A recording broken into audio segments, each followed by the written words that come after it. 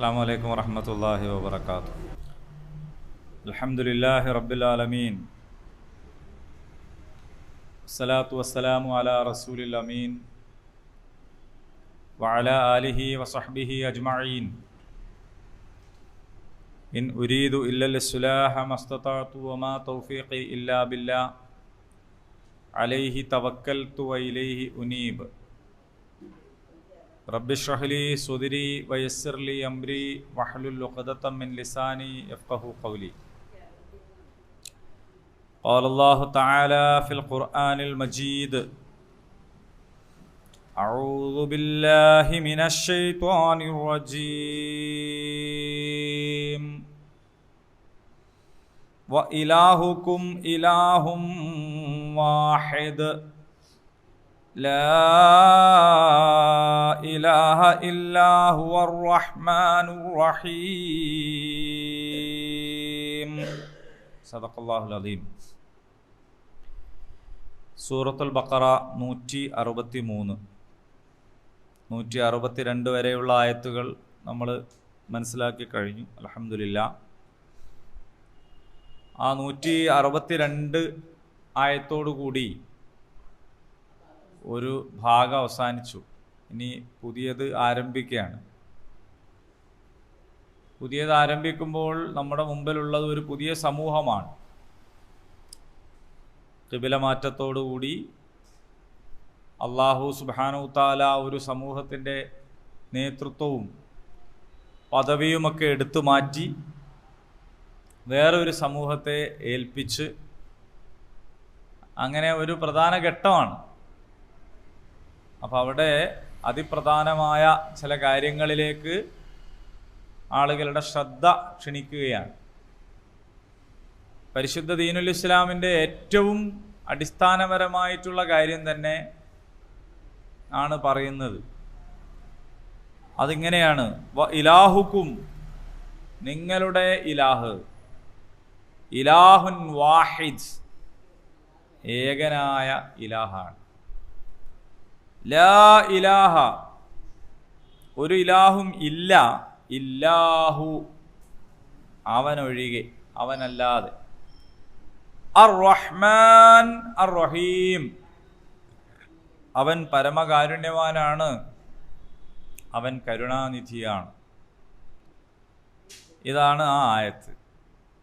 ചെറിയൊരായത്താണ്, കാണാതെ പഠിക്കാൻ പറ്റുന്ന, എളുപ്പത്തിൽ മനസ്സിലാക്കാൻ പറ്റുന്ന ഒരു ചെറിയൊരായത്താണ്. പക്ഷെ ഇതാണ് അടിസ്ഥാനം എന്ന് പറയുന്നത്.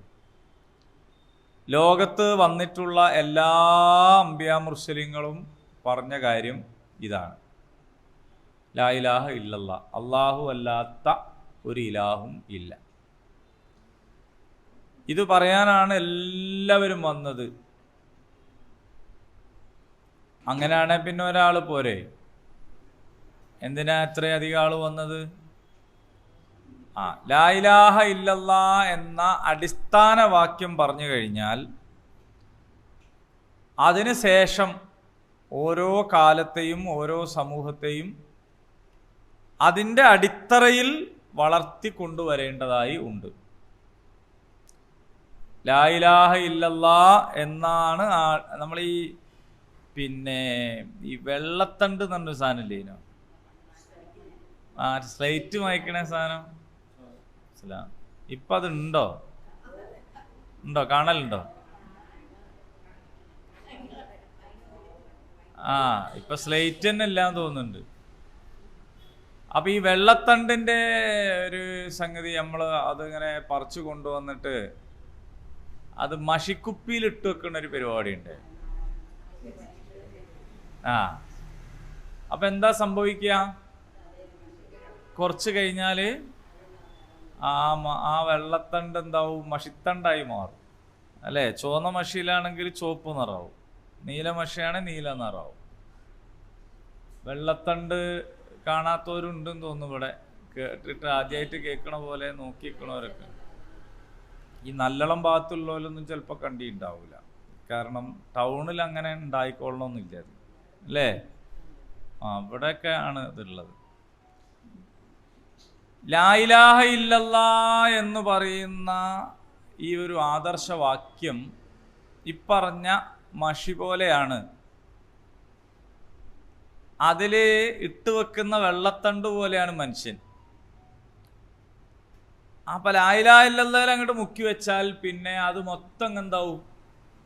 മൊത്തം അതിൻ്റെ ഒരു സ്വഭാവത്തിലേക്ക് മാറുകയാണ്. അപ്പോൾ ഓരോ നബിമാരും വന്നിട്ട് ലാ ഇലാഹ ഇല്ലല്ലാഹ് എന്ന് പറഞ്ഞിട്ട് പോവല്ല. ലാ ഇലാഹ ഇല്ലല്ലാഹ് എന്ന് പറഞ്ഞിട്ട് പിന്നെ അതിനനുസരിച്ചിട്ട് ബാക്കി ജീവിതത്തെ മാറ്റിമറിച്ച് കെട്ടിപ്പടുത്ത് ഉണ്ടാക്കുക എന്നതാണ്. അങ്ങനെ ഉണ്ടായി വരുമ്പോഴാണ് സിബ്ഗത്തുല്ലാഹ്, വമൻ അഹ്സനു മിനല്ലാഹി സിബ്ഗ, അല്ലേ? നമ്മൾ പഠിച്ചല്ലോ അതൊക്കെ. പിന്നെ നമ്മുടെ നിറം മാറിപ്പോവാണെന്നാണ് പറയുന്നത്. നമ്മുടെ വർണ്ണം, നമ്മുടെ നിറം ഇതൊക്കെ മാറും എന്നാണ്. അപ്പം അത് നമ്മുടെ ജീവിതത്തെ മൊത്തത്തിൽ മാറ്റിമറിക്കാനുള്ള ഒരു സംഗതിയായിട്ട്. അതുകൊണ്ടാണ് മഹാനായ ശുഐബ് അലൈഹിസ്സലാം ലാ ഇലാഹ ഇല്ലല്ലാഹ് എന്ന് പറഞ്ഞ കൂട്ടത്തിൽ അവിടെ ഉണ്ടായിരുന്ന അളവ് തൂക്കങ്ങളിലെ കൃത്രിമത്വങ്ങളെ സംബന്ധിച്ചൊക്കെ സംസാരിച്ചു എന്ന് പറയുന്നു. സ്വാലിഹ് അലൈഹിസ്സലാം ആദ് സമൂഹത്തിൽ ഉണ്ടായിരുന്ന ആർഭാടങ്ങളും പൊങ്ങച്ച പ്രകടനങ്ങൾക്കെതിരെ സംസാരിച്ചത്. മൂസ അലൈഹിസ്സലാം ഫിർഔനിൻ്റെ ആധിപത്യത്തിനെതിരെ സംസാരിച്ചത്. ഇബ്രാഹിം അലൈഹിസ്സലാം നമ്രൂദിനും ആസറിനുമെതിരെ സംസാരിച്ചത്. മുഹമ്മദ് നബി സല്ലല്ലാഹു അലൈഹി വസല്ലം അബൂജഹലിനും അബൂലഹബിനും എതിരെ സംസാരിച്ചത്. ഇതൊക്കെ ലാ ഇലാഹ ഇല്ലല്ലാഹ് എന്ന അടിത്തറയിൽ നിന്നുകൊണ്ടാണ്. ഇപ്പം ലാ ഇലാഹ ഇല്ലല്ലാഹ് എന്ന അടിത്തറയിൽ നിന്നുകൊണ്ട് നിങ്ങൾ ഇനി വരുന്ന ഒരു സമൂഹത്തെക്കുറിച്ച് പറയാണ്, നിങ്ങളൊരു പുതിയ നാഗരികത ഉണ്ടാക്കണം, ഒരു പുതിയൊരു സമൂഹമായി നിങ്ങൾ മാറണം. അതിനുള്ള ചില മുന്നൊരുക്കങ്ങളെക്കുറിച്ച് ആദ്യം പറഞ്ഞിട്ടുണ്ട്. ഫദ്കുറൂനി, അല്ലേ? നിങ്ങൾ എന്നെ ഓർമ്മിക്കണം, നിങ്ങൾ എന്നെ അനുസ്മരിക്കണം, എന്നോട് നന്ദി കാണിക്കണം. അങ്ങനെ ചിന്തയായ ചിന്തകളൊക്കെ റബ്ബിലേക്ക്, ഇലാഹിലേക്ക് തിരിക്കുകയാണ്. അങ്ങനെ ആ ഇലാഹിലേക്ക് നമ്മുടെ ചിന്തകളെ മുഴുവനും തിരിച്ചു വെച്ച് നമ്മളൊരു പുതിയ സമൂഹമായി മാറണം. അങ്ങനെ പുതിയ സമൂഹമായി മാറുമ്പോൾ ഇലാഹുക്കും ഇലാഹുൻ വാഹിദ്, നിങ്ങളുടെ ഇലാഹ് ഏകനായ ഇലാഹാണ്. ഏകനായ ഇലാഹാണ് നിങ്ങളുടെ ഇലാഹ്. അപ്പോൾ ധാരാളം ഇലാഹുകളുണ്ട്, ദുനിയാവിൽ ഒരുപാട് ഇലാഹുകളുണ്ട് എന്നാണ് മനസ്സിലാവുന്നത്. എന്താണ് ഇലാഹ് എന്ന് പറഞ്ഞാൽ? ഇലാഹ് എന്ന് പറഞ്ഞാൽ എന്താണ്?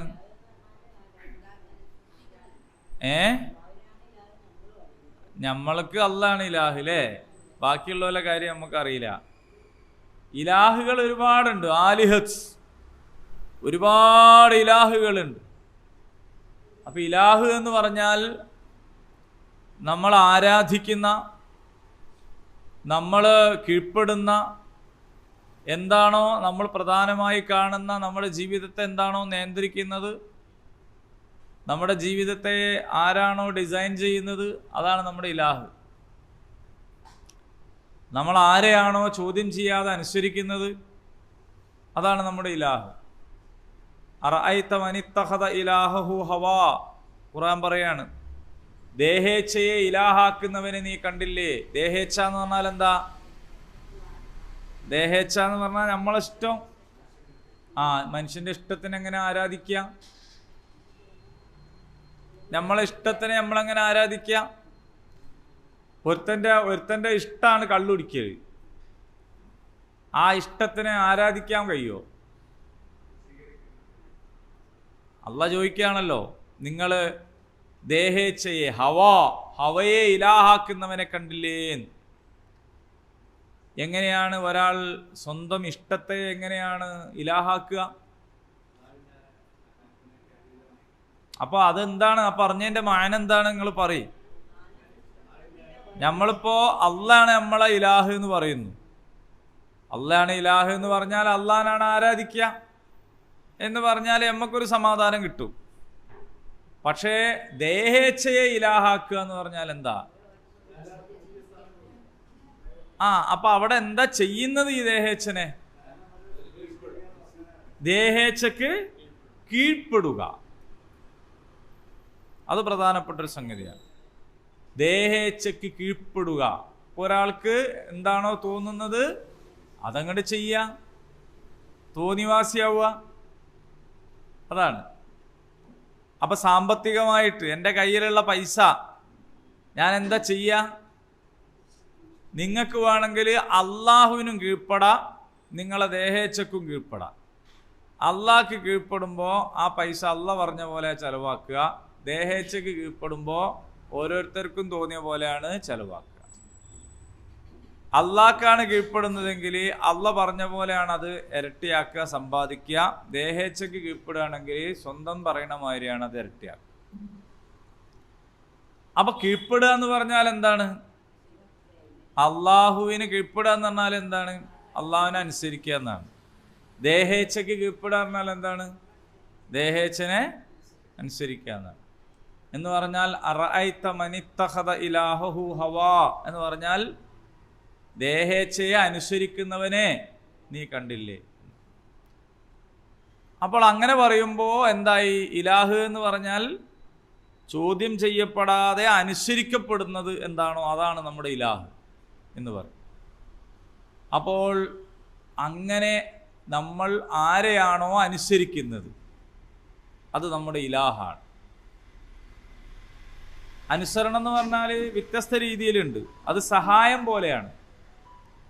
നമ്മൾ അള്ളാഹിനോട് മാത്രമേ സഹായം തേടാൻ പാടുള്ളൂ, അല്ലേ? അള്ളാഹിനോട് മാത്രമല്ലേ സഹായം തേടാൻ പാടുള്ളൂ? ആണ്. പക്ഷെ നമ്മൾ അള്ളാഹിനോട് മാത്രമാണോ സഹായം തേടുക? നമ്മൾ ആരോടെല്ലാം സഹായം തേടുന്നുണ്ട്? അങ്ങനത്തെ സഹായമല്ല. അപ്പൊ ആ സഹായം വ്യത്യാസമുണ്ട്, അല്ലേ? അതേപോലെ അള്ളാഹുവിനെ മാത്രമേ അനുസരിക്കാൻ പാടുള്ളൂ എന്ന് പറഞ്ഞാൽ മാതാപിതാക്കളെ അനുസരിക്കണ്ടേ, ഗുരുനാഥന്മാരനുസരിക്കണ്ടേ, അല്ലേ? നമുക്ക് നമ്മളെ ലീഡ് ചെയ്യുന്ന ആളെ അനുസരിക്കണ്ടേ? വേണം. പക്ഷെ ആ അനുസരണം അള്ളാഹുവിൻ്റെ അനുസരണത്തിൻ്റെ കീഴിലായിരിക്കണം. അങ്ങനെയാണ്. നമ്മൾ അള്ളാഹു അല്ലാത്ത ഇലാഹില്ല എന്ന് പറഞ്ഞാൽ അതിൻ്റെ അർത്ഥം അള്ളാഹുവിനോടുള്ള അനുസരണത്തിൻ്റെ കീഴിലായിരിക്കണം. എന്ത്? നമ്മൾ വേറെ ആരനുസരിക്കുന്നുണ്ടെങ്കിലും അനുസരിക്കണം. യഥാർത്ഥത്തിൽ ഈ ആരാധന പോലും ഉണ്ടാകുന്നത് എങ്ങനെയെന്ന് വെച്ചാൽ ഈ അനുസരണത്തിൻ്റെ ഭാഗമായിട്ടാണ്. മനസ്സിലായില്ല അല്ലേ? മനസ്സിലാവണമെങ്കിൽ ഒന്നും കൂടി ഒന്ന് റിഫ്രഷ് ചെയ്താൽ മതി. അതായത് അള്ളാഹു സുബ്ഹാനഹു തആല ആദമിന് സുജൂദ് ചെയ്യാൻ വേണ്ടിയിട്ട് കൽപ്പിച്ചു. നിങ്ങൾ പഠിച്ച കാര്യമാണ്. അള്ളാഹു സുബ്ഹാനഹു തആല ആദമിന് സുജൂദ് ചെയ്യാൻ കൽപ്പിച്ചു. സുജൂദ് എന്ന് പറഞ്ഞാൽ എന്താണ്? ആരാധന അല്ലേ? സുജൂദ് എന്ന് പറയുന്നത് ആരാധനയാണ്. അള്ളാഹു തആല ആദമിന് സുജൂദ് ചെയ്യാൻ കൽപ്പിച്ചു. കൽപ്പിച്ചില്ലേ? കൽപ്പിച്ചു. അപ്പോൾ ആദമിന് സുജൂദ് ചെയ്തവരാണോ ചെയ്യാത്തവരാണോ പരാജയപ്പെട്ടത്? ചെയ്യാത്തവര്. അപ്പൊ നിങ്ങൾ ഈ സുജൂദ് എന്ന് പറഞ്ഞാൽ ആരാധനയാണ് എന്ന് പറഞ്ഞാൽ നിങ്ങൾ അതിന്റെ ഒരു മായന എന്ന് പറഞ്ഞു തരും. എന്താന്ന്? അള്ളാഹു താല അല്ലാത്ത, അല്ലല്ലോ ആദം, സുജൂദ് ആദം, നിങ്ങൾ ആദമിന് സുജൂദ് ചെയ്യുക. അള്ളാഹ്ക്ക് സുജൂദ് ചെയ്യാന്നാണല്ലോ നമ്മൾ മനസ്സിലാക്കിയത്, അല്ലേ? നമ്മൾ അള്ളാഹ്ക്ക് സുജൂദ് ചെയ്യാനല്ലേ മനസ്സിലാക്കിയത്. ഇവിടെ അള്ളാഹ്ക്കല്ല സുജൂദ് ചെയ്യുന്നത്, ആദമിന് സുജൂദ് ചെയ്യാനാണ്. അതെ, അതുകൊണ്ടാണ് ഞാൻ പറഞ്ഞത് അള്ളാഹ് പറഞ്ഞതുകൊണ്ട് എന്നാവുമ്പോൾ അതിൻ്റെ അർത്ഥം എന്താണ്? അള്ളാഹിനെ അനുസരിക്കുന്നത് കൊണ്ടാണ് ആരാധന പോലും വരുന്നത്. അള്ളാഹു താല അന്ന് പറഞ്ഞത് ആദമിന് സുജൂദ് ചെയ്യാനാണ്. മലക്കുകളോടൊക്കെ, അല്ലേ? ജിന്നുകളോടും മലക്കുകളോടൊക്കെ ആദമിന് സുജൂദ് ചെയ്യാൻ ആരാ പറഞ്ഞത്? അള്ളാഹ് പറഞ്ഞു. അപ്പോ ആദമിന് സുജൂദ് ചെയ്യലാണ് ഇബാദത്ത്. അള്ളാഹു താല നമ്മളോട് പറഞ്ഞു നിങ്ങൾ അള്ളാഹ്ക്ക് മാത്രം സുജൂദ് ചെയ്യണമെന്ന്. അപ്പൊ അള്ളാഹ്ക്ക് മാത്രം സുജൂദ് ചെയ്യലാണ് ഇബാദത്ത്. അപ്പൊ ഇതിന്റെ അടിസ്ഥാനം എന്താണ്? എന്താണ്? അള്ളാഹിനനുസരിക്കുക. മൊയ്തീൻ ഷേഖേ കാക്കണേ എന്ന് വിളിക്കാൻ പാടില്ല. എന്തുകൊണ്ട് പാടില്ല? വിളിച്ചിട്ട് കാര്യമില്ല എന്നുള്ളതല്ല. കാര്യമുണ്ടോ കാര്യമില്ലേ നിങ്ങളല്ല തീരുമാനിക്കേണ്ടത്. അള്ളാഹ് പറഞ്ഞവനെ വിളിക്കരുത്, അല്ലേ? അള്ളാഹുവിനല്ലാതെ നിങ്ങൾ ആരെയും വിളിച്ച് പ്രാർത്ഥിക്കരുത് എന്ന് അള്ളാഹ് പറഞ്ഞതുകൊണ്ടാണ്. അപ്പൊ അള്ളാഹ് പറഞ്ഞു, അള്ളാഹു കൽപ്പിച്ചു എന്നതാണ് പ്രധാനം. ഹജറുൽ അസ്വദിനെ ചുംബിക്കുക എന്നത് സുന്നത്തായ കാര്യമാണ് അല്ലേ? എന്തുകൊണ്ടാണ് അത് സുന്നത്താകുന്നത്? അള്ളാഹ് കൽപ്പിച്ചതുകൊണ്ടാണ്, നബി സല്ലല്ലാഹു അലൈഹി വസല്ലം പഠിപ്പിച്ചതുകൊണ്ടാണ്. അതേപോലെ വേറൊരു കല്ലിനെ പോയിട്ട് പുണ്യം കിട്ടും വിചാരിച്ച് ചുംബിച്ചാൽ ശിർക്കാണ്. അതെന്താ? ഈ കല്ലും ആ കല്ലും തമ്മിൽ പോരിശന്റെ വ്യത്യാസക്കുറവല്ല പ്രശ്നം, അതല്ല പ്രശ്നം. കാരണം ഇതും കറുത്ത കല്ലാണ്. അപ്പൊ എന്താ കാര്യം എന്ന് ചോദിച്ചാൽ അള്ളാഹുവിന്റെ കൽപ്പന എന്നുള്ളതാണ്. അള്ളാഹുവിന്റെ കൽപ്പന വന്നതോടുകൂടി ആ കല്ല് പ്രധാനമായി അല്ലേ? അപ്പോൾ അള്ളാഹു സുബ്ഹാനഹു തആല അല്ലാതെ അതെന്താ അങ്ങനെയെന്ന് ചോദിക്കാൻ പറ്റാത്ത ഒരു കൽപ്പന വേറില്ല. അപ്പോ വ ഇലാഹുക്കും ഇലാഹുൻ വാഹിദ്, നിങ്ങൾ ചോദ്യം ചെയ്യാതെ അനുസരിക്കേണ്ടത് ആരെയാണ്? അള്ളാഹുവിനെയാണ്. അള്ളാഹുവിനെയാണ് നിങ്ങൾ ചോദ്യം ചെയ്യാതെ അനുസരിക്കേണ്ടത്. അള്ളാഹു ഒരു കാര്യം കൽപ്പിച്ചാൽ പിന്നെ അതിലെന്തില്ല? ചോദ്യമല്ല. ഒരു റുക്കു ആയിക്കോട്ടെ, ഒരു റുക്കു, 2 സുജൂദ് ആയിക്കോട്ടെ, 2 സുജൂദ്, 2 റക്അത്ത് സുബഹി ആയിക്കോട്ടെ, അതെന്താ അങ്ങനെ എന്ന് ചോദ്യമില്ല. ഉണ്ടോ? ഒരു ചോദ്യമില്ല. വേറെ ആര് നമ്മളോട് കൽപ്പിച്ചാൽ നമുക്ക് ചോദിക്കാം അതെന്താ അങ്ങനെ? നിങ്ങളാ പറഞ്ഞതിന് ഖുർആനിൽ തെളിവുണ്ടോ, ഹദീസിലുണ്ടോ? ചോദിക്കാം. എന്തിനാ ഇപ്പം അങ്ങനെ തന്നെ ചെയ്യുന്നത്? എന്തിനാ ഇവിടെ തന്നെ നിൽക്കുന്നത്? എന്തിനാ അങ്ങോട്ട് പോയിക്കൂടെ? സ്വഹാബിമാർ ചോദിച്ചിരുന്നു. ബദർ യുദ്ധത്തിന് സ്ഥലം നിർണയിച്ചപ്പോൾ സ്വഹാബിമാർ ചോദിച്ചല്ലോ, അല്ല റസൂലെ ഇവിടെ തന്നെ നിൽക്കണോ, അത് അള്ളാന്റെ കൽപ്പനയാണോ? അങ്ങനൊന്നുമില്ല, എന്നാ അപ്പുറത്ത് നിന്നൂടെ, ആയിക്കോട്ടെ. അള്ളാന്റെ കൽപ്പനയാണെങ്കിൽ പിന്നെ അവരെ സംബന്ധിച്ച് എന്തില്ല? മാറ്റല്ല. കാരണം അള്ളാഹു ആണ് ഏകനായ ഇലാഹ്. അപ്പോ വ ഇലാഹുക്കും ഇലാഹുൻ വാഹിദ്, നിങ്ങളുടെ ഇലാഹ് ഏകനാണ്, ഏകനായ ഇലാഹാകുന്നു എന്ന് പറഞ്ഞാൽ അതിനർത്ഥം അള്ളാഹുവിനെ മാത്രമാണ് നിങ്ങൾ എന്ത് ചെയ്യാൻ പാടുള്ളൂ? ചോദ്യം ചെയ്യാതെ അനുസരിക്കാൻ പാടുള്ളൂ. അവന് മാത്രമാണ് നിങ്ങൾ കീഴ്പ്പെടാൻ പാടുള്ളൂ. അവനെ മാത്രമാണ് നിങ്ങൾ ആരാധിക്കാൻ പാടുള്ളൂ. അവനെ മാത്രമാണ് നിങ്ങൾ സത്യത്തിൻ്റെ മാനദണ്ഡമായി സ്വീകരിക്കാൻ പാടുള്ളൂ. സത്യം പറയുന്നവർ കുറേ ഉണ്ടാവും. പക്ഷെ സത്യത്തിൻ്റെ മാനദണ്ഡം എന്ന് പറഞ്ഞാൽ വ്യത്യാസമുണ്ട്. എന്താണത്? ഒരാൾ പറഞ്ഞു എന്നതുകൊണ്ട് അത് സത്യമാണ് എന്ന് അള്ളാഹു മാത്രമാണുള്ളൂ, വേറെ ആരുമില്ല. അള്ളാഹ് കൽപ്പിച്ചതുകൊണ്ട് റസൂലും സല്ലല്ലാഹു അലൈഹി വസല്ലം, അള്ളാഹുവും റസൂലും. ഇപ്പോൾ റസൂലുള്ളാഹി സാധനം പറഞ്ഞു എന്നാൽ പിന്നെ അതിന് വേറെ തെളിവ് ചോദിക്കേണ്ട കാര്യമില്ല. കാരണം അള്ളാഹ് പറഞ്ഞതാണത്. വമാ യന്തിഖു അനിൽ ഹവാ ഇൻ ഹുവ ഇല്ലാ വഹ്യും യൂഹാ. നബി സല്ലല്ലാഹു അലൈഹി വസല്ലം എങ്ങനെ പറയാ? തന്നിഷ്ടം പറയുന്ന ആളല്ല, ഈ ദേഹേച്ഛ അനുസരിച്ച് പറയുന്ന ആളല്ല, അള്ളാഹ് പറയുന്നതനുസരിച്ച് പറയുന്ന ആളാണ്. നിങ്ങൾക്ക് ഇത് രണ്ടും തമ്മിൽ വ്യത്യാസം മനസ്സിലാവണം. സത്യം പറയുന്നവർ ധാരാളം ഉണ്ടാവും, സത്യവാന്മാർ ഒരുപാടുണ്ടാവും. നമ്മളെ കൂട്ടത്തിലും ഉണ്ട് അല്ലേ? അല്ല, നമ്മളെല്ലാവരും അങ്ങനെയല്ലേ? സത്യം പറയണവരല്ലേ? എന്താ ഒരു ഉറപ്പില്ലാത്ത നിങ്ങൾക്ക്? സത്യം പറയണവരല്ലേ എന്ന് വെച്ചിട്ട് മുണ്ടിടില്ല. അവനാനെ പറ്റി അവനാനൊരു ബോധം ഉണ്ടാകണ്ടേ? വേറുള്ളവർ നടക്കട്ടെ. ഏറ്റവും ചുരുങ്ങിയത് അവസാനത്തെ കളവ് അതാ ഇപ്പോൾ ഉണ്ടാകാൻ വിചാരിച്ചിട്ടാണ് മുണ്ടാത്തത്. ഏത്? പക്ഷെ അതേ സമയത്ത് സത്യം പറയുന്നവർ ധാരാളം ഉണ്ടാവും. പക്ഷേ സത്യത്തിൻ്റെ മാനദണ്ഡമായിട്ട് റസൂലുള്ളാഹി സ്വല്ലല്ലാഹു അലൈഹി വസല്ലം ഉണ്ടാവുള്ളൂ, അള്ളേ റസൂലുള്ളൂ. ഇപ്പം ഞാൻ നിങ്ങളോടൊരു കാര്യം പറഞ്ഞു, ഞാൻ പറഞ്ഞു എന്നുള്ളത് കൊണ്ട് അത് സത്യമാവൂല. ഞാൻ സത്യം പറഞ്ഞാലാണ് അത് സത്യമാവുക. പക്ഷെ അള്ളാഹ് ഒരു കാര്യം പറഞ്ഞു, റസൂൽ ഒരു കാര്യം പറഞ്ഞു, അത് അള്ളാഹ് പറഞ്ഞു എന്നുള്ളത് കൊണ്ട് തന്നെ അത് സത്യമാണ്. ഖുൽ സദഖല്ലാഹ്, പറയുക അള്ളാഹു സത്യം പറഞ്ഞു. അങ്ങനെയാണ്. അപ്പൊ സത്യത്തിന്റെ മാനദണ്ഡം ഒരു കാര്യം ഉള്ളതോ ഇല്ലയോ ഇല്ലാത്തതോ, ഇത് അള്ളാഹനല്ലാണ്ട് ഒരാളെയും സ്വീകരിക്കാൻ പാടില്ല. എന്നാൽ ഇന്നടുത്ത് ഓറ് പറഞ്ഞതാണ്, എന്നാ പിന്നെ വേറെ ഒന്നും ചോദിക്കണ്ട, അങ്ങനെ പറയാൻ പാടില്ല. സ്വഹാബിമാർ പറഞ്ഞാൽ പോലും ചോദിച്ചിരുന്നു എന്നാണ്. ഇതിൻ്റെ തെളിവ് എന്താന്ന്? അപ്പോൾ റസൂൽ സല്ലല്ലാഹു അലൈഹി വസല്ലം പറഞ്ഞത് ഞാൻ കേട്ടിട്ടുണ്ട്. ആയിക്കോട്ടെ, അപ്പം ശരി. നബി സല്ലല്ലാഹു അലൈഹി വസല്ലം ചെയ്തത് ഞാൻ കണ്ടിട്ടുണ്ട്. ആയിക്കോട്ടെ. റസൂൽ സല്ലല്ലാഹു അലൈഹി വസല്ലം വിരോധിച്ചത് എനിക്കറിയാം. എന്നാ പിന്നെ അത് അങ്ങനെ തന്നെ. അതേസമയം ഉമർ റളിയല്ലാഹു അൻഹു പ്രസംഗം നടത്തുമ്പോൾ പെണ്ണെണീറ്റുന്ന കഥ നമ്മളെല്ലാവരും കേട്ടിട്ടില്ലേ? മഹർ അധികരിക്കുന്നതിനെ കുറിച്ച് പറഞ്ഞു.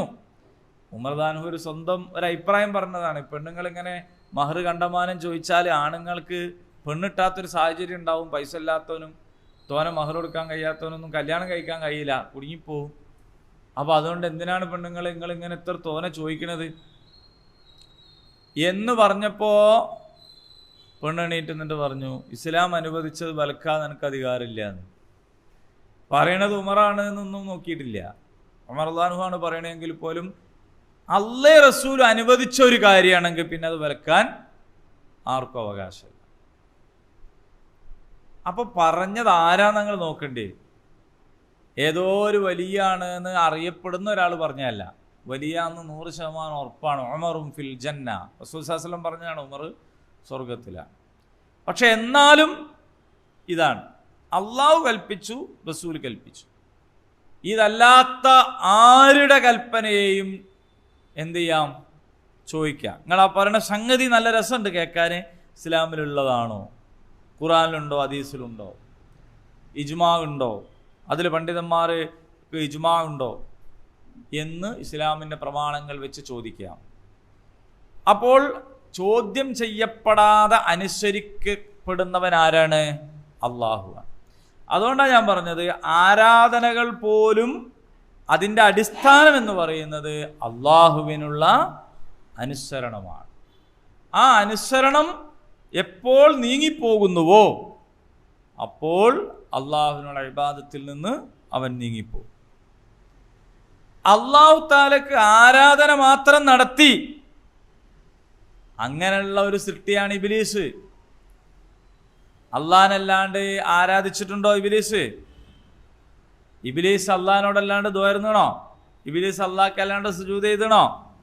എന്നിട്ട് ഇബ്ലീസ് ശപിക്കപ്പെട്ടവനായത് എന്താണ്? അങ്ങനെ അവനാൻ്റെ ഇഷ്ടത്തിന് ആരാധിച്ചാൽ പോരാ, അള്ളാഹ് കൽപ്പിക്കണനുസരിച്ച് ആരാധിക്കണം. അള്ളാഹു താലൻ്റെ കൽപ്പന അനുസരിച്ച് സുജൂദ് ചെയ്യണോ? അവനാൻ്റെ ഇഷ്ടത്തിന് സുജൂദ് ചെയ്താൽ പോരാ. ഇബ്ലീസിൻ്റെ ന്യായം വളരെ നല്ല ന്യായമാണ്. ഞാനാണ് ശ്രേഷ്ഠൻ, അവൻ എന്നെക്കാളും താന്നവനാണ്, ഞാൻ എന്തിനാണ് പടപ്പിന് സുജൂദ് ചെയ്യണത്? പടച്ചോന് സുജൂദ് ചെയ്താൽ പോരെ എന്നാണ്. ഈ ന്യായത്തിനൊന്നും സ്ഥാനമില്ല അള്ളാഹിൻ്റെ കൽപ്പന വന്നാൽ. അപ്പം ഇത് നമ്മൾ നന്നായിട്ട് മനസ്സിലാക്കുക. അപ്പം നിങ്ങളുടെ ഇലാഹ് എന്ന് പറഞ്ഞാൽ, അപ്പം അതുകൊണ്ടാണ് ദേഹേച്ഛ ഇലാഹാകുന്നത്. അങ്ങനെയാണ്. ഭൂമിയിൽ ഇബാദത്ത് ചെയ്യപ്പെടുന്നതിൽ ഏറ്റവും മോശപ്പെട്ടത് ദേഹേച്ഛയാണെന്നാണ്. സ്വന്തം ഇഷ്ടത്തെ തന്നെ ഒരാൾ ഇലാഹായി കാണലാണ് ഏറ്റവും മോശപ്പെട്ട കാര്യം എന്നാണ്. ഏറ്റവും വലിയ തെറ്റതാണ്. അപ്പോൾ അള്ളാഹുവിൻ്റെ കൽപ്പനകളെ അനുസരിക്കുക, അള്ളാഹുവിനെ ഏക ഇലാഹായിട്ട് കാണുക എന്നത് പ്രധാനമാണ്. വ ഇലാഹുക്കും ഇലാഹുൻ വാഹിദ്, നിങ്ങളുടെ ഇലാഹ് ഏകനായ ഇലാഹാണ്. തീർന്നില്ല, വീണ്ടും പറയാണ് ലാ ഇലാഹ ഇല്ലാ ഹുവ. ശരിക്കും പറഞ്ഞാൽ നിങ്ങളുടെ ഇലാഹ് ഏകനായ ഇലാഹാണ് എന്ന് പറഞ്ഞാൽ തന്നെ അതുണ്ട്. പക്ഷെ പോരാ. ലാ ഇലാഹ, യാതൊരു ഇലാഹുമില്ല, യാതൊരു ഇലാഹുമില്ല. നിങ്ങളുടെ ജീവിതം എങ്ങനെയായിരിക്കുമെന്ന് നിങ്ങൾക്ക് കൽപ്പിച്ചരുളിത്തരാൻ, നിങ്ങളുടെ ജീവിതത്തിൽ ഹലാൽ ഹറാമുകളെ നിശ്ചയിച്ചു തരാൻ, നിങ്ങളുടെ ജീവിതത്തിൽ നിങ്ങൾ സ്വീകരിക്കേണ്ടുന്ന വഴി ഏതാണെന്ന് കാണിച്ചു തരാൻ ലാ ഇലാഹ, ഒരു ഇലാഹുമില്ല. ഇല്ലാഹുവ, അവനല്ലാതെ വേറെ ആരുമില്ല. ആരാണ് ഈ അവൻ? ഖുൽ, പറയുക, ഹുവ, അവൻ, അല്ലാഹു, അല്ലാഹു ആകുന്നു, അഹദ്. ഇവിടെ വായിച്ചിട്ട് ഒരാൾക്ക് തോന്നുകയാണ് ലാ ഇലാഹ ഇല്ലാ ഹുവ. ആരായി ഹുവ? ഖുൽ, പറയുക നബിയെ, ഹുവ, അവൻ, അല്ലാഹു, അല്ലാഹു ആണ്, അഹദ്, ഏകനാണ്. മനസ്സിലാവുന്നുണ്ടോ? അപ്പോൾ നിങ്ങളുടെ ഇലാഹ് ഏകനായ ഇലാഹാകുന്നു, നിങ്ങളുടെ ഇലാഹ് ഏകനായ ഇലാഹാകുന്നു, അവനല്ലാത്ത ഒരു ഇലാഹും ഇല്ല. ഈ കഅബൻ്റെ അകത്ത് കുറേ വിഗ്രഹങ്ങൾ ഉണ്ടായിരുന്നു. ആ കഅബയുടെ അകത്തുള്ള വിഗ്രഹങ്ങളെ ഒക്കെ അവർ ആരാധിച്ചിട്ടുണ്ടായിരുന്നു എന്നൊക്കെ നമുക്കറിയാം. പക്ഷേ ഒരൊറ്റ മുശ്രിക്കിനും ആ വിഗ്രഹങ്ങളാണ് ഈ ദുനിയാവ് പടച്ചതെന്നുള്ള അഭിപ്രായം ഉണ്ടായിരുന്നില്ല. അത് അള്ളാഹ് തന്നെ പറഞ്ഞതാണ്. നിങ്ങൾ അവരോട് ചോദിച്ചു നോക്ക്, ആകാശഭൂമികളെ സൃഷ്ടിച്ചതാരാ? അവർ പറയാം അള്ളാഹു. പിന്നെന്താ പോലെ തെറ്റിപ്പോണത് എന്നാ. ഫിർഔനിന് വിചാരം ഉണ്ടായിരുന്നില്ല എന്ത് ആകാശഭൂമികളെ പടച്ചത് മുഴുവനും ഫിർഔനാണ്. ഫിർഔന് തന്നെ അറിയാം ആകാശഭൂമി പഠിച്ച ഞാനല്ല. നമ്രൂദിനറിയാം. അതുകൊണ്ടാണ് എന്താകുന്നത്, അവരൊക്കെ ഉത്തരം മുട്ടിപ്പോയത് നബിമാരുടെ മുമ്പിൽ. ഫബുഹിത്തല്ലദീ കഫർ, നിഷേധികളുടെ ഉത്തരം മുട്ടി, നാവടങ്ങിപ്പോയി. ആരാണ് നിന്റെ ഇലാഹ് എന്ന് ചോദിച്ചപ്പോൾ ആകാശഭൂമികളെ പടച്ചോനാന്ന് പറഞ്ഞോട് കൂടിയിട്ട് അവരുടെ ഉത്തരം മുട്ടിപ്പോയി. ഇതാണ്. എന്നിട്ടും എന്തുകൊണ്ടാണ് അവർ ആരാധന നടത്തിയത് എന്ന് ചോദിച്ചാൽ പരിശുദ്ധ ഖുർആനിൽ പറയുന്നുണ്ട്. ഖുർആനിലെ 29-ാം അധ്യായത്തിലെ 25-ാമത്തെ ആയത്ത്. ഖുർആനിനെ വ്യാഖ്യാനിക്കുന്നതാണ്. ഖുർആനിനെ തന്നെ പരസ്പരം വ്യാഖ്യാനിക്കും. വഖാല, അദ്ദേഹം പറഞ്ഞു, ഇന്നമത്തഹത്തും, നിശ്ചയം നിങ്ങൾ സ്വീകരിച്ചിരിക്കുന്നു, മിൻ ദൂനില്ലാ, അള്ളാഹുവിന് പുറമേ, ഔസാന, ചില വിഗ്രഹങ്ങളെ, മവദ്ദതൻ, അള്ളാഹു സുബ്ഹാനഹു വ തആല പറയാണ് എന്താണ്, മവദ്ദത ബൈനിക്കും, നിങ്ങൾക്കിടയിലുള്ള സ്നേഹം കാരണമാണ് അത്. മവദ്ദത ബൈനിക്കും ഫിൽ ഹയാത്തി ദുനിയാ, ഇഹലോക ജീവിതത്തിൽ നിങ്ങൾക്ക് ഇടയിലുള്ള സ്നേഹം കാരണമാണ് നിങ്ങൾ ചില വിഗ്രഹങ്ങളെ സ്വീകരിച്ചത്. അല്ലാതെ അവ നിങ്ങളെ സൃഷ്ടിച്ചു എന്ന് വിചാരിച്ചിട്ടൊന്നുമല്ല. ഈ ആയത്ത് എന്താണ് പറയുന്നത് എന്ന് മനസ്സിലാവണമെങ്കിൽ ഖുറൈശികളുടെ ചരിത്രം പഠിക്കണം. അള്ളാഹു പറഞ്ഞു, അള്ളാഹു തആല ഇബ്രാഹിം നബിനെ ഉദ്ധരിക്കുകയാണ്. വഖാല, അദ്ദേഹം പറഞ്ഞു, ഇന്നമത്തഖത്തും, നിശ്ചയം നിങ്ങൾ സ്വീകരിച്ചിരിക്കുന്നു, മിൻ ദൂനില്ലാഹി ഔസാന, ചില വിഗ്രഹങ്ങളെ, മവദ്ദത ബൈനിക്കും ഫിൽ ഹയാത്തി ദുനിയ, ഇഹലോക ജീവിതത്തിൽ നിങ്ങൾക്കിടയിലുള്ള സ്നേഹം കാരണമാണ് നിങ്ങൾ അങ്ങനെ സ്വീകരിച്ചിട്ടുള്ളത്. അള്ളാഹുവിനെ വിട്ട് നിങ്ങൾ ചില വിഗ്രഹങ്ങളെ സ്വീകരിച്ചിരിക്കുന്നു, ഇത് ഇഹലോക ജീവിതത്തിൽ നിങ്ങൾക്കിടയിലുള്ള സ്നേഹബന്ധം കാരണമാണ് എന്ന് പറഞ്ഞാൽ എന്താണ് പറഞ്ഞത്? ആ പറഞ്ഞത് എന്താണെന്ന് മനസ്സിലാവണമെങ്കിൽ നമുക്ക് ഖുറൈശികളുടെ ചരിത്രം എന്താണ് എന്നറിയണം. കഅബയുടെ അകത്തുണ്ടായിരുന്ന അത്രയേറെ വിഗ്രഹങ്ങൾ, അത്രയും വിഗ്രഹങ്ങളാണ് ദുനിയാവ് പടച്ചത് എന്നോ അത്രയും വിഗ്രഹങ്ങൾ വേണം ഞങ്ങൾക്ക് ദ്വാരക്കാനെന്നോ വിചാരിച്ചുകൊണ്ടല്ല. അങ്ങനെയാണെങ്കിൽ ദ്വാ ചെയ്യാൻ എന്ത് മതി? ഒരു വിഗ്രഹം തന്നെ മതിയല്ലോ, അല്ലേ? ഒന്നിലധികം, ഒന്നോ രണ്ടോ ഒക്കെ ഉണ്ടായിക്കോട്ടെ, അത് മതിയല്ലോ. പിന്നെ എന്തിനാ 300 ചില്ലാണ് വിഗ്രഹങ്ങൾ? ഓരോ ആവശ്യത്തിനും ഓരോന്നെന്നുള്ളതല്ല. ഈ ഖുറൈശി ഗോത്രത്തിൽ തന്നെ വ്യത്യസ്തമായ കൈവഴികളുണ്ടല്ലോ. ഈ ഖുറൈശികള് മറ്റുള്ള രാജ്യക്കാരുമായിട്ട് വാണിജ്യ കരാറുകൾ ഉണ്ടാക്കിയിട്ടുണ്ടായിരുന്നു. ഇണക്കം ഉണ്ടാക്കുക എന്നാണ് അതിന് പറയാ. ഇതിനാണ് ഈലാഫ് എന്ന് പറയുന്നത്. മനസ്സിലായോ? ഈലാഫ്. ഹാഷിമാണ് അത് തുടങ്ങിയത്. ഹാഷിം എന്ന് പറഞ്ഞാല് ഖുറൈശി ഗോത്രത്തിലെ നബിന്റെ കുടുംബത്തിന്റെ അല്ലെ ഹാഷിം കുടുംബം.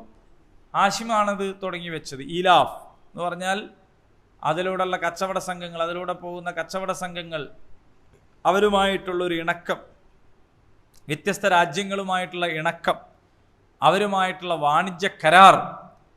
ആ വാണിജ്യ കരാറിന്റെ അടിസ്ഥാനത്തിലാണ് അവരോട് ഇവർ പെരുമാറിക്കൊണ്ടിരുന്നത്.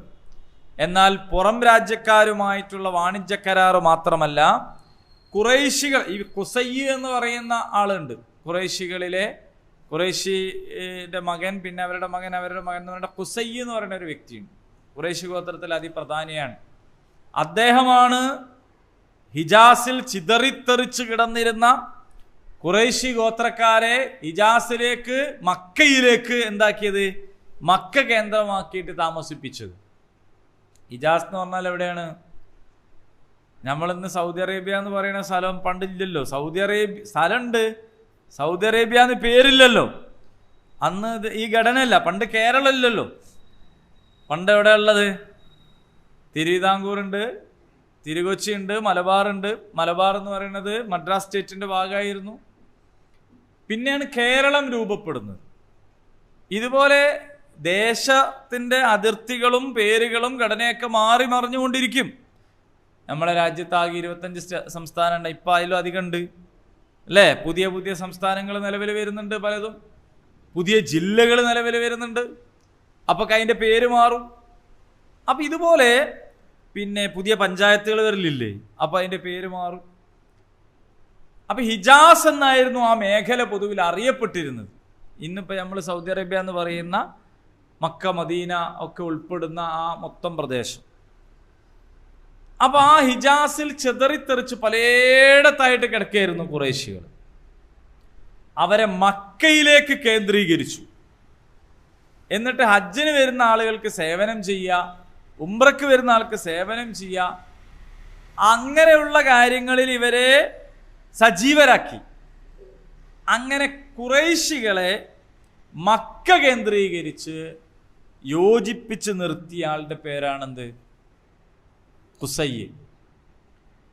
അത് അങ്ങനെ യോജിപ്പിച്ച് വെറുതെ നിൽക്കൂലല്ലോ. അങ്ങനെ നിൽക്കണമെങ്കിൽ വേറെ ചില സംഗതികൾ വേണം. അതെന്താന്ന് ചോദിച്ചാൽ ആത്മീയമായ, മതപരമായ, അനുഷ്ഠാനപരമായ സംഗതികളിലൂടെ ഇതൊക്കെ നിലനിൽക്കുള്ളൂ. എല്ലാം അങ്ങനെ നിലനിൽക്കുള്ളൂ.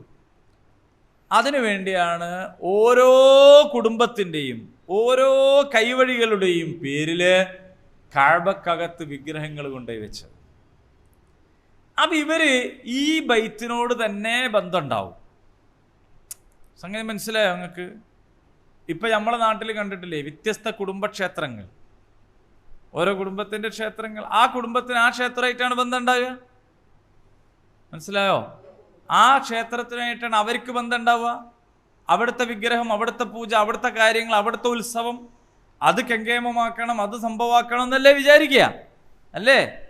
അങ്ങനെ ഖുറൈശി ഗോത്രത്തിൽപ്പെട്ടവർ വ്യത്യസ്ത സ്ഥലങ്ങളിൽ അങ്ങോട്ടും ഇങ്ങോട്ടും മാറിപ്പോയാലേ ഈ പറഞ്ഞ ഈലാഫ്, ഈ പരസ്പര രഞ്ജിപ്പ്, പരസ്പരം കൂട്ടായ്മ, ഈ സംഗതികൾ നിലക്കൂല. അപ്പം അതുകൊണ്ട് എന്ത് ചെയ്തെന്ന് വെച്ചാൽ എല്ലാവർക്കും കഅബയായിട്ട് എന്ത് വേണം? ബന്ധം ഉണ്ടാവണം. അപ്പം എല്ലാ വിഭാഗത്തിൻ്റെയും വിഗ്രഹങ്ങളും സംഗതികളും അവിടെ ഉണ്ടാക്കുകയും എല്ലാവരെയും അവിടെയുമായിട്ട് ബന്ധപ്പെടുത്തുകയും അതാണ് മുഖ്യമായ ഒരു സംഗതി എന്ന് വരുത്തുകയും ചെയ്തു എന്നുള്ളതാണ്. അപ്പം യഥാർത്ഥത്തിൽ ആരാധിക്കുക, പ്രാർത്ഥിക്കുക, ആവശ്യങ്ങൾ നിറവേറ്റുക എന്നതിനപ്പുറത്ത് ഇതൊരു സാമൂഹ്യ രാഷ്ട്രീയ പ്രധാനമായ ഒരു പരിപാടിയായിരുന്നു. അതുകൊണ്ടാണ് അല്ലാഹു അല്ലാത്ത ഒരു ഇലാഹും ഇല്ല എന്ന് പറഞ്ഞോട് കൂടിയിട്ട് എന്താ സംഭവിക്കുന്നത്? അവിടെ സ്ഥാപിക്കപ്പെട്ട ഒരു വിഗ്രഹം, ഒരു കുടുംബത്തിൻ്റെ വിഗ്രഹം എടുത്തു മാറ്റിയാൽ ആ കുടുംബത്തിന് പിന്നെ അവിടെ സ്ഥാനമില്ല എന്നാണ് അവരുടെ ധാരണ. നിങ്ങൾക്ക് മനസ്സിലാവുന്നുണ്ടോ? അപ്പം എല്ലാ വിഗ്രഹങ്ങളും എടുത്തു മാറ്റിയാൽ ആധിപത്യം പിന്നെ ഇവർക്ക് ആർക്കും ഇല്ലാതാവൂലേ? മനസ്സിലായോ നിങ്ങൾക്ക്? ശരിക്കും മനസ്സിലായാലും ഒന്നുകൂടി ചിന്തിച്ചു നോക്കണം. ഇവരുടെ ഓരോരുത്തരുടെയും വിഗ്രഹം അവിടെ സ്ഥാപിച്ചത് അവരുടെ പ്രാതിനിധ്യം ഉറപ്പുവരുത്താനാണ്. ആ പ്രാതിനിധ്യം ഉറപ്പുവരുത്തി അവരെങ്ങനെ അവിടെ തന്നെ എല്ലാവരും ഒറ്റക്കെട്ടായി ഖുറൈശി എന്ന് പറയുന്നത്, ദാറുൻ നദ്വ എന്ന് പറയുന്നത് എന്തായിരുന്നു? അവരുടെ മജ്ലിസായിരുന്നു. ഈ ദാറുൻ നദ്വയിലേക്ക് പിന്നെ അവരുടെ മജ്ലിസിലേക്ക്, അവരുടെ കൂടിയാലോചന സംവിധാനത്തിലേക്ക് ആ നാട്ടിലുള്ള വ്യത്യസ്ത കുടുംബക്കാരിൽ നിന്ന് മുതിർന്ന ആളുകളെ മുഴുവനും ചേർത്തുമായിരുന്നു. അവരുടെ ഒരു റെപ്രസെൻറ്റേറ്റീവ് കൗൺസിലാണ്.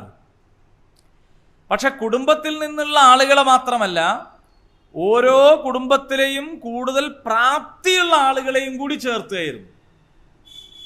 അപ്പം നിങ്ങൾക്ക് വേഗം മനസ്സിലാവണമെങ്കിൽ, മനസ്സിലാവാണോ മനസ്സിലാവാണ്ടിരിക്കുകയാണോ ചെയ്യാമെന്ന് എനിക്ക് സംശയമുണ്ട്. എന്നാലും പറഞ്ഞു നോക്കുക. ചിലത് പറഞ്ഞാൽ കൂടുതൽ മനസ്സിലാവാതായിപ്പോവും. അങ്ങനെയുണ്ട്. ഇപ്പം നമ്മളെ നാട്ടിൽ ലോകസഭയുണ്ട്, രാജ്യസഭയുണ്ട്, അല്ലേ? ഈ ലോകസഭ എന്ന് പറയുന്നത് എന്താണ്? തെരഞ്ഞെടുപ്പിൽ മത്സരിച്ച് മണ്ഡല അടിസ്ഥാനത്തിൽ എത്ര മണ്ഡലമുണ്ടോ ആ മണ്ഡലത്തിൻ്റെ പ്രതിനിധിയായിട്ട് പോണ MP ആണ്, മെമ്പർ ഓഫ് പാർലമെൻറ്റ്. അങ്ങനെ പോവുക ആരായിരിക്കും സാധാരണ നിലക്ക്? രാഷ്ട്രീയക്കാരായിരിക്കും. കാരണം അവരാണ് പൊതുപ്രവർത്തകർ, അവരാണ് നാട്ടിലെല്ലാവർക്കും പരിചയമുള്ളത്. അങ്ങനെ നാട്ടിലെല്ലാവർക്കും പരിചയമുള്ള, എല്ലാവരുടെയും മുന്നിൽ ഉയർത്തി കാണിക്കാൻ പറ്റുന്ന മറ്റൊരുപാട് സംവിധാനങ്ങളുടെ ഭാഗമായിട്ടാണ് ഒരാൾ MP ആവുക, അല്ലേ? പക്ഷെ രാജ്യഭരണത്തിന് അവർ മാത്രം പോരാ. രാഷ്ട്രത്തിൻ്റെ പുനർനിർമ്മാണത്തിന് ശാസ്ത്രജ്ഞർ വേണം, സാഹിത്യകാരന്മാർ വേണം, ചരിത്രകാരന്മാർ വേണം, കായിക രംഗത്തുള്ളവർ വേണം. അങ്ങനെ വ്യത്യസ്തമായിട്ടുള്ള ആളുകളും കൂടി രാഷ്ട്രഭരണത്തിന് വേണം. പക്ഷെ അവർ ഒരു മണ്ഡലത്തിൽ മത്സരിക്കാൻ നിന്നാൽ ജയിക്കൂല. കാരണം അവർക്ക് എന്തുണ്ടാവൂല? ജനങ്ങൾക്കിടയിൽ സ്വാധീനം ഉണ്ടാവൂല. പക്ഷെ അയാൾ രാജ്യത്തിൻ്റെ കാര്യങ്ങൾ തീരുമാനിക്കാൻ വലിയ അഭിപ്രായ സുബദ്ധതയുള്ള ആളായിരിക്കും. പക്ഷെ അയാൾ മത്സരിക്കാൻ നിന്നാൽ ജയിക്കൂല. കാരണം നാട്ടുകാർക്ക് അയാൾ അറിയില്ല. പക്ഷെ അങ്ങനെയുള്ളവരെ കൂടി പ്രയോജനപ്പെടുത്താൻ വേണ്ടിയാണ് ഈ രാജ്യസഭ എന്ന് പറയുന്ന സംഭവം. അപ്പോൾ ആ രാജ്യസഭയിലേക്ക് ആരാണ് തിരഞ്ഞെടുക്കുക എന്ന് വെച്ചാൽ ജനപ്രതിനിധികൾ കൂടിയിട്ട് പുറമുള്ള ഒരാളെ തിരഞ്ഞെടുക്കും. അങ്ങനെ നമ്മുടെ രാജ്യത്തിൻ്റെ ഭരണ സംവിധാനത്തിൽ മണ്ഡലത്തിൽ നിന്ന് തിരഞ്ഞെടുക്കപ്പെടാതെ തന്നെ എന്നാൽ രാജ്യത്തിൻ്റെ ഭരണ സംവിധാനത്തിന് ഉപയോഗപ്പെടുന്ന ആളുകളെ തിരഞ്ഞെടുക്കാനുള്ള സംവിധാനമാണ് യഥാർത്ഥത്തിൽ അത്. പക്ഷെ അതിൻ്റെ അകത്തും രാഷ്ട്രീയക്കാരെ തന്നെ തിരഞ്ഞെടുത്തുകൊണ്ട് ആ സംവിധാനത്തെ ഉപയോഗപ്പെടുത്തുന്നത് വേറൊരു സംഗതിയാണ്. പക്ഷേ അതിനുള്ളതാണത്. അങ്ങനെ വരുമ്പോഴാണ് അപ്പോൾ അവിടെ ആരൊക്കെ എത്തും? ഈ മണ്ഡലത്തിൽ നിന്നാലും ജയിക്കൂലെങ്കിലും അവർ രാജ്യത്തിന് ആവശ്യമായിരിക്കും, അവരും കൂടി എത്തും. അങ്ങനെ ലോക്സഭയും രാജ്യസഭയും കൂടി ഈ രാജ്യത്തെ മുന്നോട്ട് കൊണ്ടുപോവുക എന്നതാണ് സിസ്റ്റമൊക്കെ നല്ലതാണ്. അപ്പോൾ ദാറുൻ നദ്വയിലേക്ക് ഇതുപോലെ കുടുംബത്തിൻ്റെ പ്രതിനിധി എന്നുള്ള നിൽക്കുക ആളുണ്ടാവും. എന്നാൽ കുടുംബത്തിൽ തന്നെ ചില പ്രഗത്ഭരായ, അങ്ങനെ ഉണ്ടാവുമല്ലോ, ചില അഭിപ്രായ സുബദ്ധതയുള്ള കാര്യങ്ങളിൽ ഇടപെടുന്ന അങ്ങനത്തെ ചില ആൾക്കാരുണ്ടാവൂലേ, അങ്ങനെയുള്ളവരും ഉണ്ടാവും. ഇങ്ങനെ തിരഞ്ഞെടുക്കുന്ന ഒരു മജ്‌ലിസാണ് ദാറുൻ നദ്വ എന്ന് പറയുന്ന ഓഫീസിൽ യോഗം ചേരുക. അവരാണ് കാര്യങ്ങളൊക്കെ കൂടി ആലോചിക്കുക. അവർ കൂടി ആലോചിച്ചിട്ടാണ് നബിനെ കൊല്ലാൻ വീട് വളഞ്ഞത്. നബി സല്ലല്ലാഹു അലൈഹി വസല്ലമയെ കൊല്ലാൻ വേണ്ടി വീട് വളഞ്ഞത് ദാറുൻ നദ്വയിൽ കൂടി ആലോചിച്ചിട്ടാണ്. അപ്പോഴാണ് അവിടെ നിന്ന് അഭിപ്രായം വന്നത്, നബിനെ ആര് കൊല്ലും? ഏതെങ്കിലും ഒരു കുടുംബക്കാർ കൊന്നാൽ പിന്നെ ആ കുടുംബവും ആശിം കുടുംബവും തമ്മിൽ എന്തുണ്ടാവും? ശത്രുതയും വൈരാഗ്യമൊക്കെ ഉണ്ടാവും. അതുകൊണ്ട് അവർ തീരുമാനിച്ചു ഓരോ കുടുംബത്തിൽ നിന്നും ആ ആളുകളെ, പ്രതിനിധികളെ കൊണ്ടുവന്നിട്ട് ആരാ കൊന്നതെന്ന് തിരിയാത്ത രീതിയിൽ കൊല്ലുക. ആൾക്കൂട്ടക്കൊല നമ്മളെ സംഘപരിവാറിൻ്റെ ഒരു ഇഷ്ട വിനോദമാണത്. ആൾക്കാർ തച്ചുമില്ല, ആരാ കൊന്നതെന്നുണ്ടാവില്ല. കുറേ ആൾക്കാർ കൂടിയിട്ട്, 100 കണക്കിന് ആൾക്കാർ കൂടിയിട്ട് ഒരാളെ അങ്ങോട്ട് തച്ചു വന്നാൽ ഒരാൾക്കും ക്യാപിറ്റൽ പണിഷ്മെൻറ്റ് കൊടുക്കാൻ പറ്റൂല. ഒരാളെ കൊന്നാൽ വേണമെങ്കിൽ കേസ് വാദിച്ച് ജയിച്ച് തൂക്കിക്കൊല്ലണോർത്തോ ജീവപര്യന്തത്തിലോ എത്തിക്കാൻ പറ്റും. 100 ആൾ കൂടി ഒരാളെ കൊന്നാൽ 100 ആളെ തൂക്കി കൊല്ലാൻ പറ്റും. അങ്ങനെയുള്ളൊരു സിസ്റ്റം ശരിക്കും തുടങ്ങി വെച്ചത് ഇന്ത്യയിലല്ല, തുടങ്ങി വെച്ചത് അവിടെയാണ്. അപ്പോൾ അവർ പറഞ്ഞു നമുക്ക് നബിനെ അങ്ങനെ കൊല്ലാന്ന്. എല്ലാവരും കൂടിയിട്ട് ഒരു പിടിച്ച വാളുമായിട്ട് നബിയുടെ വീട് വളഞ്ഞത് അങ്ങനെയാണ്. ഇത് ദാറുൻ നദ്വയിൽ ഉണ്ടായൊരു യോഗ തീരുമാനമാണ്. മനസ്സിലായി നിങ്ങൾക്ക്? ഞാൻ ആ സ്ഥലത്തെക്കുറിച്ചും ഓഫീസിനെ കുറിച്ചും പറയാൻ വേണ്ടി പറഞ്ഞതാണ്. അപ്പം അങ്ങനെ ഖുറൈശികളിലെ എല്ലാവരെയും ഒരുമിപ്പിച്ച് നിർത്താനും ഒരേ സിസ്റ്റത്തിലൂടെ കൊണ്ടുപോകാനുമാണ് യഥാർത്ഥത്തിൽ, അതാണ് വിഗ്രഹ പൂജയിൽ അധിഷ്ഠിതമായ ഒരു സാമൂഹിക ക്രമമാണ് അവിടെ ഉണ്ടായിരുന്നത്. മക്കയിൽ രാജാവ് ഉണ്ടായിട്ടില്ല പഴയ കാലത്ത്. പക്ഷെ രാജഭരണമല്ലെങ്കിലും ഗോത്ര വ്യവസ്ഥയായിരുന്നു അവിടെ ഉണ്ടായിരുന്നു. ഗോത്രഭരണം നമ്മുടെ നാട്ടിലുണ്ടായിരുന്നു. ആദിവാസികളൊക്കെ ഗോത്ര വിഭാഗക്കാരാണ് എന്ന് പറഞ്ഞാൽ അവർക്ക് ഒരു മൂപ്പനുണ്ടാവും, അവിടെ ഒരു ഭരണക്രമം ഉണ്ടാവും, അവിടെ ഒരു നാട്ടുകൂട്ടുണ്ടാവും, കോടതി ഉണ്ടാവും. അപ്പോൾ ആ മൂപ്പൻ എന്താണ്, ഇതിൻ്റെ എല്ലാത്തിൻ്റെ ഒരാളാണ്. അത് ഇങ്ങനെ തിരഞ്ഞെടുക്കപ്പെടുന്ന ഒരാളായിരിക്കും അവരുടെ കൂട്ടത്തിൽ നിന്ന്. അയാൾ യോഗ്യതയുള്ള ആളാണ്, അയാൾക്ക് കിരീടമൊക്കെ വെച്ച് കൊടുക്കും, നല്ല ചെങ്കോലും വടിയും കുന്തമൊക്കെ ഉണ്ടാവും, അയാൾ അങ്ങനെ ഇരിക്കും.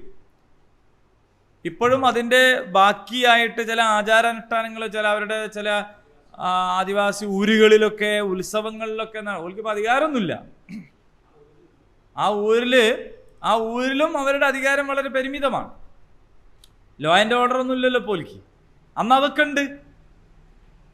ഈ ഗോത്ര ഭരണമുള്ള കാലത്ത് അവർക്ക് ഇതെല്ലാം ഉണ്ട്. അവരുടെ ടെറിട്ടറിയിൽ വേറെ ആൾ പ്രവേശിക്കൂല. നമ്മളെ നാട്ടുഭരണ രാജാ, ഇപ്പൊ ഇവിടെ സാമൂതിരി ഉണ്ട്, വേറൊരു സ്ഥലത്ത് വേറെ ആളുണ്ട്, അല്ലേ, പലരും ഉണ്ട്. പക്ഷെ ഇവരുടെ ഗോത്ര സംവിധാനത്തിനകത്ത് വേറെ ആരും പ്രവേശിക്കൂല. അത് അവരതാ. അവിടെ അവർക്ക് മദ്യം അവർക്ക് ഹറാമാണ്. മദ്യം അവരെ ചൂഷണം ചെയ്ത് അവരെ പിന്നീട് മദ്യപാനികളാക്കി മാറ്റിയത് നമ്മൾ നാട്ടുകാരാണ്. പല ആവശ്യങ്ങൾക്കും വേണ്ടിയിട്ട് അവർക്ക് മദ്യം വളരെ നിഷിദ്ധമായ സംഗതിയും ശിക്ഷ കിട്ടുന്ന കാര്യമാണ്. അതുപോലെ വ്യഭിചാരം, അവരുടെ കുടുംബ വ്യവസ്ഥയൊക്കെ വളരെ ഭദ്രാണ്. ഈ ഗോത്ര ഭരണ വ്യവസ്ഥ എന്ന് പറയുന്നത് അതിൽ മൂപ്പനെ അനുസരിക്കും എല്ലാവരും.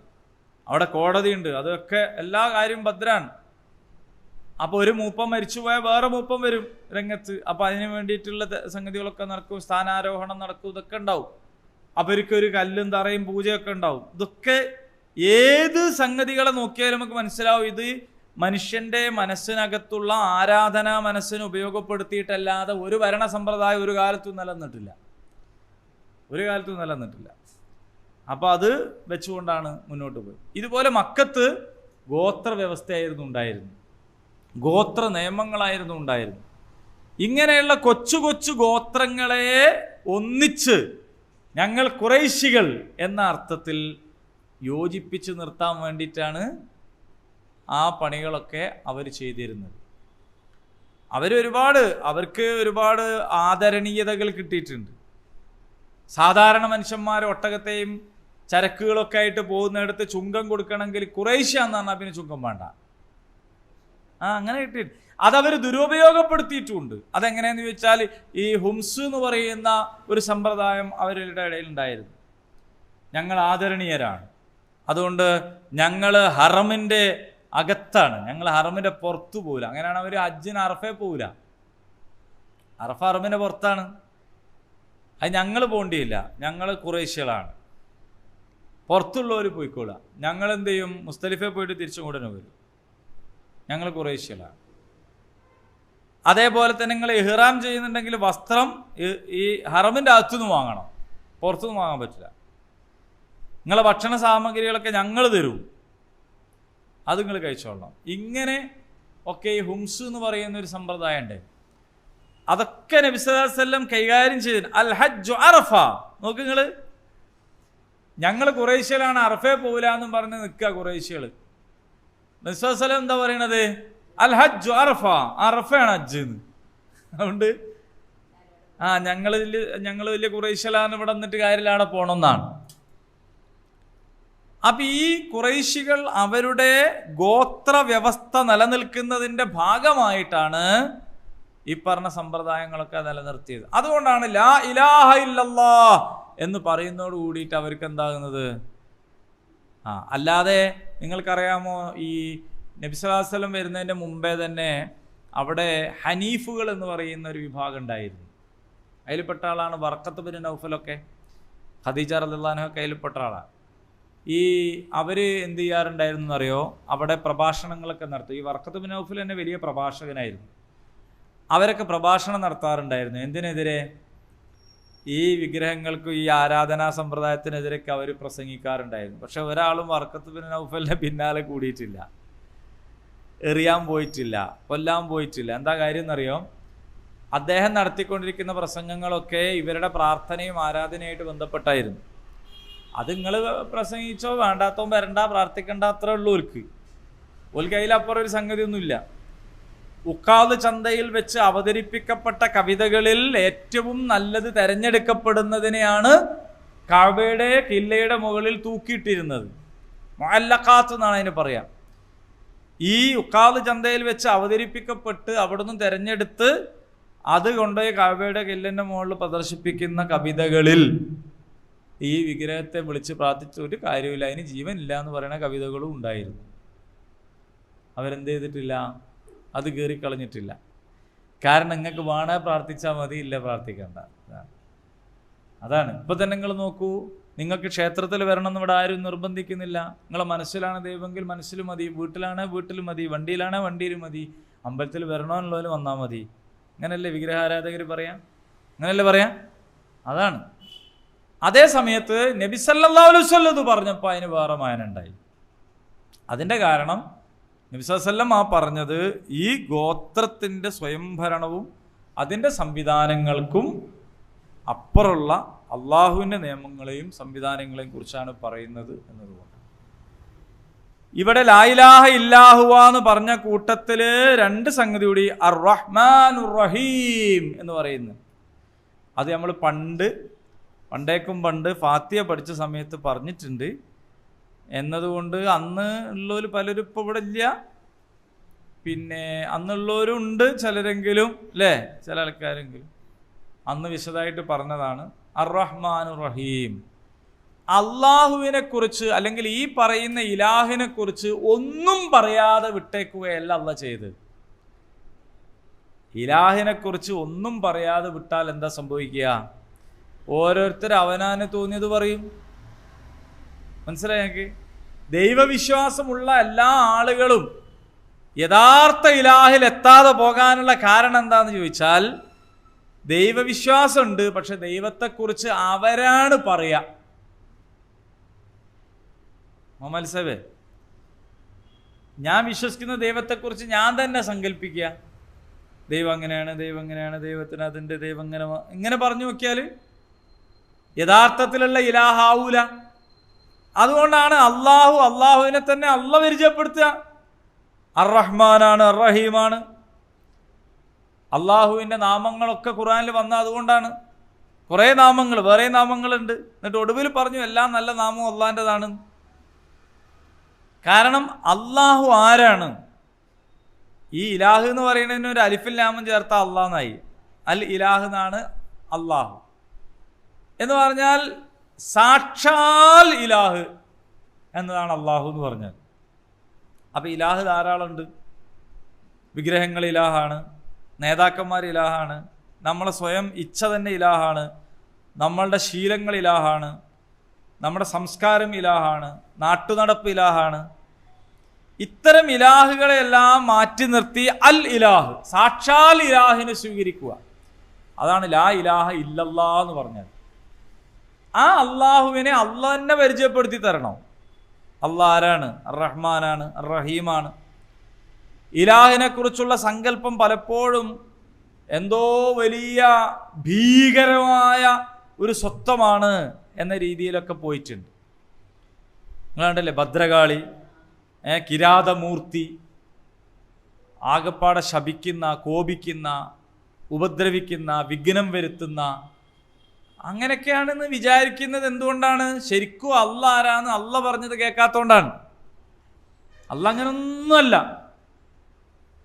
അങ്ങനൊന്നുമല്ല. നമുക്ക് മനസ്സിൽ സങ്കല്പിക്കാൻ പറ്റുന്ന രൂപമല്ല അള്ളാഹ്. പക്ഷെ അള്ളാഹു ജമാലാണ്, അല്ലേ? അള്ളാഹു ജമാലാണ്. അള്ളാഹു സൗന്ദര്യത്തെ ഇഷ്ടപ്പെടുന്നവനാണ്. അള്ളാഹു റഹ്മാനും റഹീമുമാണ്. അള്ളാഹു വദൂദാണ്. സ്നേഹം അള്ളാഹിൻ്റെ അത്ര വേറെ ആയിരിക്കൂല. അപ്പോൾ അള്ളാഹു ആരാണ് എന്ന് അള്ളാഹു തന്നെ പറയണം. ഇലാഹുക്കും ഇലാഹുൻ വാഹിദ്, നിങ്ങളുടെ ഇലാഹ് ഏകനാണ് എന്നതോടൊപ്പം അവൻ അർ റഹ്മാനും അർ റഹീമുമാണ്. അപ്പോൾ അള്ളാഹുവിനെ കുറിച്ചിട്ടുള്ള യഥാർത്ഥമായൊരു സങ്കല്പം ഉണ്ടെങ്കിലേ ഈ പുതിയ സമൂഹത്തിന് എന്ത് ചെയ്യാൻ പറ്റുള്ളൂ? മുന്നോട്ട് പോകാൻ പറ്റും. ഞാൻ പറഞ്ഞു, സമൂഹത്തിൻ്റെ നേതൃത്വത്തെ മാറ്റി പുതിയ ഒരു സമൂഹത്തെ കൊണ്ടുവരുന്ന ഒരു ഘട്ടത്തിലാണ് ഈ ആയത്തുള്ളത്. ഖിബല മാറ്റി, എല്ലാ സംഗതികളും മാറ്റി. ഇതിൻ്റെ മുന്നൊരുക്കം എന്നുള്ള നിലക്ക് അള്ളാഹ് ആദ്യം തന്നെ പറഞ്ഞു, നിങ്ങൾ എന്നെ സ്മരിക്കുക. നിങ്ങളെ പൂർവികരായ ആളുകൾ എന്നെ സ്മരിക്കാതെ പോയതുകൊണ്ടാണ്, എന്നെ മറന്നു പോയതുകൊണ്ടാണ് എന്തായത്? പഴച്ചു പോയത്. നിങ്ങൾ എന്നെ സ്മരിക്കുക. അതതിൻ്റെ മുന്നൊരുക്കമായിട്ട് പറഞ്ഞു. പിന്നീട് പരമപ്രധാനമായ എല്ലാ അംബിയാ മുർസലീങ്ങളും പറഞ്ഞ അടിസ്ഥാന വാക്ക് നമ്മളെ പഠിപ്പിക്കുകയാണ്, ലാ ഇലാഹ ഇല്ലല്ലാഹ്. ഇതാണ് കലിമത്തുൻ ത്വയ്യിബ എന്ന് പറയുന്നത്. അതൊരു നല്ല വൃക്ഷം പോലെ, നേരത്തെ പറഞ്ഞ നമ്മളെ ആ വെള്ളത്തണ്ടിൻ്റെ മാതിരി അതിലൂടെ ഇങ്ങനെ ഈ ലാ ഇലാഹ ഇല്ലല്ലാഹ് ഈ മഷി ഇങ്ങനെ കയറിപ്പോണ പോലെ നമ്മുടെ ഓരോ ഞരമ്പുകളിലും നമ്മുടെ ഓരോ ശ്വാസനിശ്വാസങ്ങളിലും നമ്മളുടെ ശ്വാസം അയക്കുന്നത് പോലും ദിക്റായി മാറുന്ന രീതിയിൽ അള്ളാഹുവിനെ സ്വീകരിക്കാൻ നമുക്ക് സാധിക്കുക എന്ന് പറയണം. ഒന്ന് ഓതി നോക്കിയത്. വഇലാഹുക്കും ഇലാഹും വാഹിദ്. വാഹിദ് എന്ന് പറയാൻ പാടില്ല, വാഹിദ്. നമ്മൾ കുത്തുബജ്ജത്ത് പഠിച്ചാണല്ലോ പണ്ട്, കൽക്കല.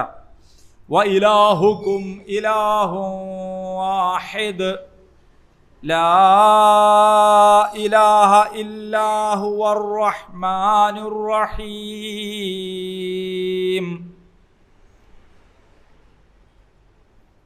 ഇൻഷാ അല്ലാഹ് അതിൻ്റെ തന്നെ ചെറിയ അതുമായിട്ട് ബന്ധപ്പെട്ട ചില വിശദീകരണങ്ങളാണ് ഇൻഷാ അല്ലാഹ് അടുത്ത ആയത്തുകളിൽ പറയുന്നത്. ഈ തൗഹീദിനെ ഉറപ്പിക്കുന്ന, അള്ളാഹു ആണ് ഏക ഇലാഹ് എന്ന കാര്യത്തെ ഉറപ്പിക്കുന്ന അതിന് പോൽബലകമായ സംഗതികളാണ് അടുത്ത ആയത്തുകളിൽ പറയുന്നത്. ഇൻഷാ അല്ലാഹ് അത് അടുത്ത ക്ലാസ്സിൽ പഠിക്കാം. അള്ളാഹു സുബ്ഹാനഹു വ തആല അനുഗ്രഹിക്കുമാറാകട്ടെ. വാഖിറു ദഅവാനാ അനിൽ ഹംദുലില്ലാഹി റബ്ബിൽ ആലമീൻ.